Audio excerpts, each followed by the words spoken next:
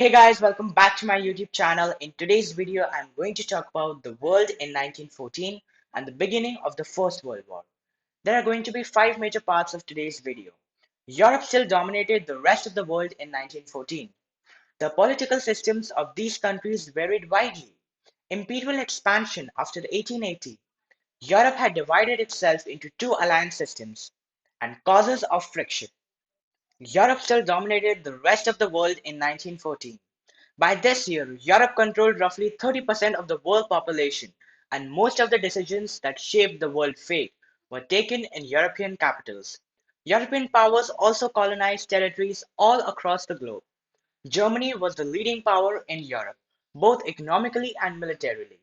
Germany had overtaken Great Britain in the production of pig iron and steel. The German army was the strongest and the largest in entire Europe. The political systems of these world powers varied widely. USA, UK, and France had democratic forms of government. This meant each of them had a parliament consisting of representatives elected by the people. In some countries, there were democratic regimes, but these were not as democratic as they sounded. Germany had the lower house of the parliament, that is the Reichstag, but the real power was held with the chancellor and the Kaiser. In countries like Italy, there was a system of constitutional monarchy, and the franchise was limited to wealthy people. A constitutional monarchy is a system in which the country is ruled by a monarch who is subject to a constitution.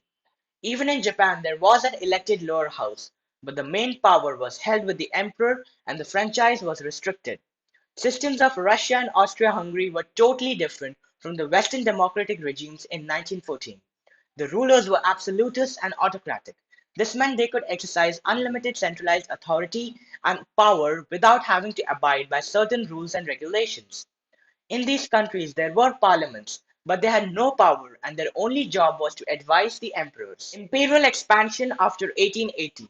Maximum European powers became imperialistic states as they all participated in imperialism actively as it grew dramatically through the years 1880.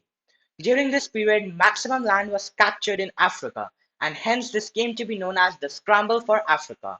The key idea of imperialism was to get hold of new markets and new raw materials. Imperialism also spread to Asia, where China overthrew the Manchu dynasty and established a republic. Europe had divided itself into two alliance systems, the Triple Entente and the Triple Alliance. Triple Entente consisted of Britain, France, Russia, whereas the Triple Alliance consisted of Germany, Italy, and Austria-Hungary. Russia and France signed the Dual Alliance in 1894. Britain and France signed the Entente Cordiale in 1904. At this point, Britain did not trust Russia.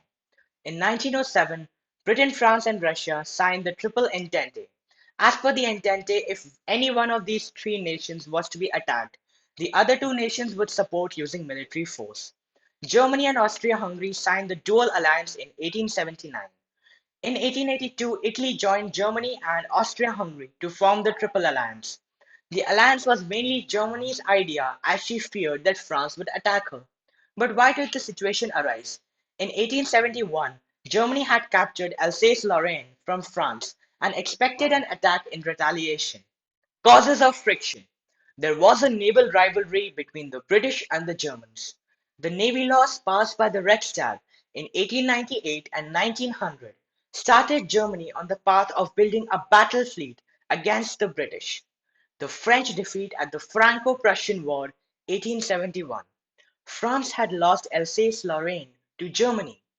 The Germans accused British, France, and Russia for trying to encircle them using the Triple Entente. The Germans were largely disappointed with the result of their expansionist policies.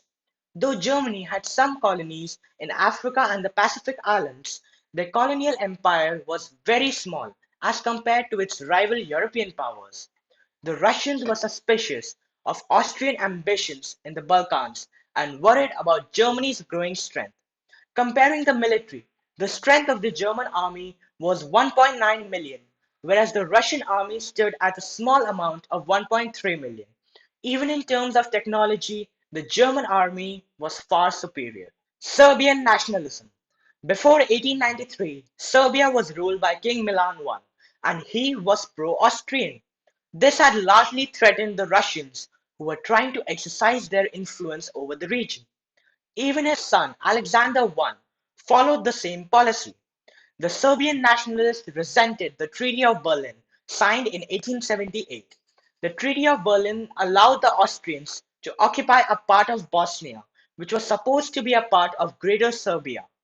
Nationalists saw Alexander I as a traitor, and he was assassinated by a group of army officers in 1903. The throne now went to Peter Karađorđević. This change of regime led to a dramatic switch of Serbian policy.